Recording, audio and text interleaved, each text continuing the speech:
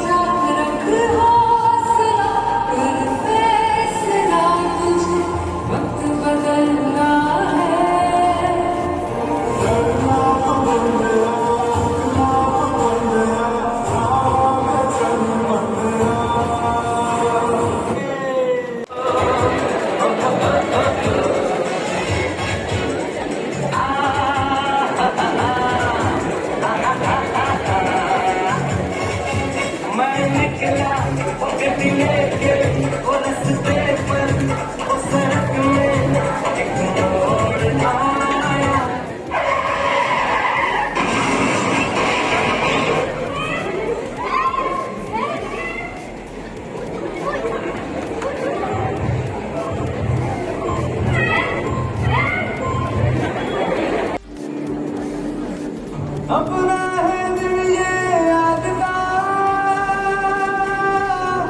दुनिया से जाके बोल दो ऐसे जागो रे साथियों, दुनिया की आंखें खोल दो लहरा दो।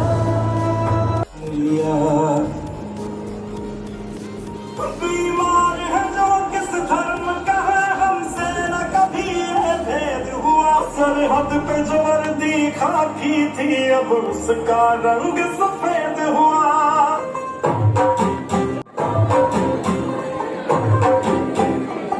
तू होगी बटुडू, ये बटुडू, वो होगी मुंडेगी, पतंगा मरेगी, मैंने उड़ेगी, वो होगी मुंडेगी। हिलाते चलती, टुक टुक टुक चलती, मैं तो कर दिया। એ પહેલું સ્ટેપ છે. બીજું સ્ટેપ છે બેક ટુ પાપ, એટલે બંને આગળ પાછળ હાથ ખસવા, બંને હાથો. પછી ત્રીજું સ્ટેપ છે ઇન્ટરફેસ, તો બંને હાથોની આંગળીઓ ઘસવી. પછી ચોથું સ્ટેપ છે ઇન્ટરલોક, એટલે બંને આંગળીઓ જોડીને વાળીને પછી અંદરની તરફ ઘસવી. બંને હાથોના પંજા જોડો. તમને જે હાથ ફાવે તે હાથ પહેલા દર્દીની છાતી ઉપર મૂકો, પછી બીજો હાથ તેમની બીજા હાથ ઉપર મૂકો. મુઠ્ઠી વાળો. હાથ સીધા અને કડક રાખવા. જે આભાસી આડી ઊભી લાઈન બનાવી છે ત્યાં હાથના પંજા ગોઠવો. 2 થી 2.4 ઇંચ જેટલી ઊંડાઈએ 30 વાર છાતી દબાવી.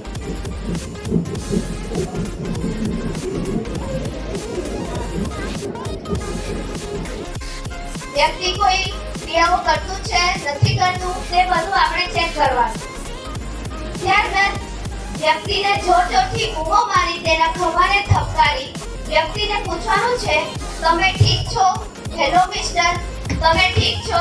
એવી રીતે તેને જોરથી બૂમો મારવાની. ત્યારબાદ જો વ્યક્તિ પાસેથી કોઈ જવાબ ન મળે તો તેની સામાન્ય શ્વાસોશ્વાસની ક્રિયા, હૃદયના ધબકારા અને નાડીના ધબકારા ચેક કરવાના. નાડીના ધબકારા ક્યાં ચેક કરવાના? તો